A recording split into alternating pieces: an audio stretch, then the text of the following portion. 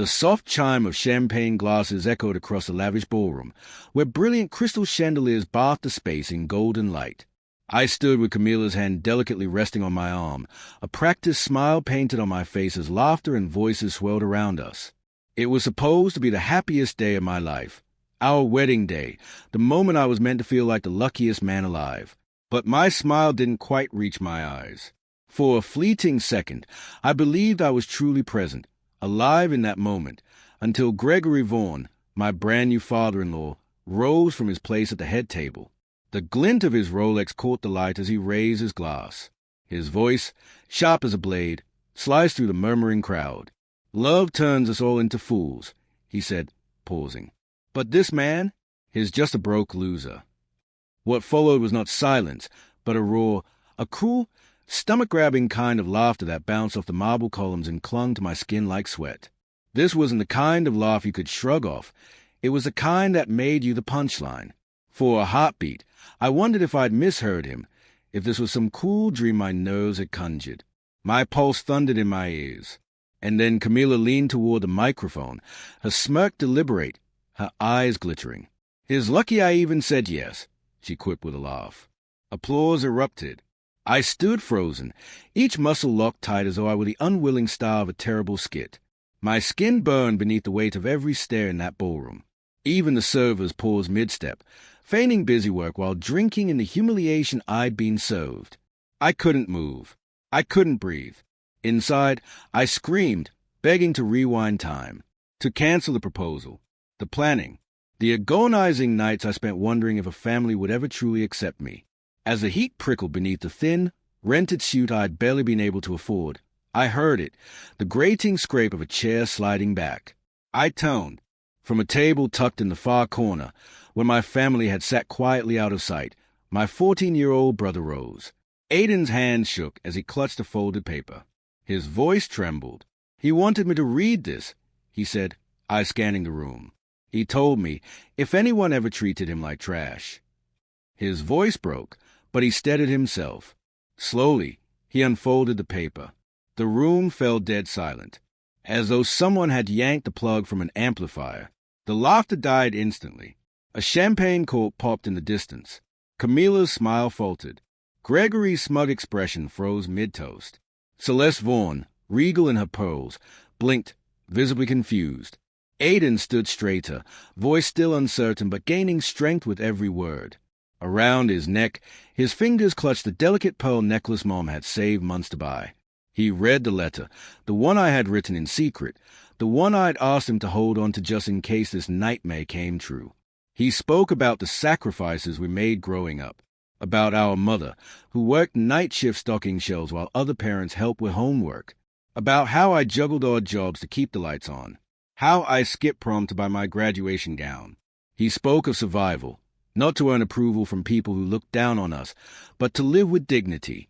The silence was suffocating. Not a fork clinked, not a chair shifted. Even the band sat still, instrument resting in idle hands. My mother, Teresa, dabbed at her eyes with a cloth napkin.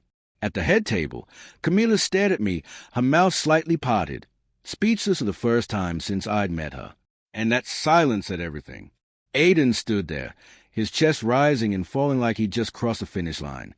To me, he looked 100 feet tall under the chandelier's light. I finally exhaled, one long breath that felt like a decision. A final one. I turned to look at Camilla, the woman in the designer gown, the one wearing the glimmering ring, the one who had laughed while I drowned. I finally saw her clearly. So the way she laughed when she thought I wasn't watching. So the way her friends giggled behind manicured fingers when I showed up in my decade-old car, offering property advice instead of pedigree. I had ignored the signs, desperate to be accepted, desperate to belong. But I was awake now. I adjusted my jacket, smoothed out invisible creases. Then I stepped back, deliberately, calmly, feeling the crushing weight of that room on my shoulders. Camilla whispered my name. It was soft, hesitant, but I didn't turn around. I wasn't interested in pity or explanation. I walked toward Aiden and my mother, the only people who never judged me by my paycheck or my car keys, the only ones who ever saw me. That night wasn't destroyed. It was transformed. No longer a celebration of love, but a requiem for every lie I had chosen to believe. And when I looked into Aiden's fierce, tear-streaked face, I knew I was finally free. That was the moment it all shifted, the instant I finally chose me. No amount of smug remarks or glittering champagne flutes could erase that decision. I used to think survival was loud, a car wreck, a natural disaster, something headline-worthy. But for people like me, like Aiden, like Mom, survival looked a lot quieter. It was grocery store wages stretched to cover rent. It was a heater that groaned through the night but never warmed the room. Life didn't hand out second chances. It gave you overdue bills, responsibilities, and people to care for while you clung to yourself by a thread. Dad died before Aiden could even form a memory of him. One unstable scaffold on a job site, one missed safety sign, and suddenly he was gone. Just like that, it was the three of us. I was 9, old enough to know you couldn't cry your way out of grief, but still too young to fully understand how deep it ran. Mom never stopped. She hustled through back-to-back shifts at the diner, picked up cleaning gigs on the weekends, and somehow managed to make every birthday feel special, with box cake mix and decorations from the dollar aisle. By the time I turned 11, I was unpacking boxes at the local store after school.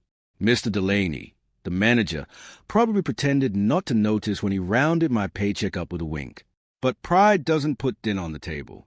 I learned to match prices faster than the older employees. Learned to read Mom's face when she opened the mail, whether we'd be living on peanut butter and crackers for another 4 weeks. Aiden, with his unbrushed hair and wide, wondering eyes, deserved more. I clocked in so he could have birthday parties at the rec center and join the local soccer league, even though watching Mom write that check made her hands tremble. Then I met Camila Vaughn.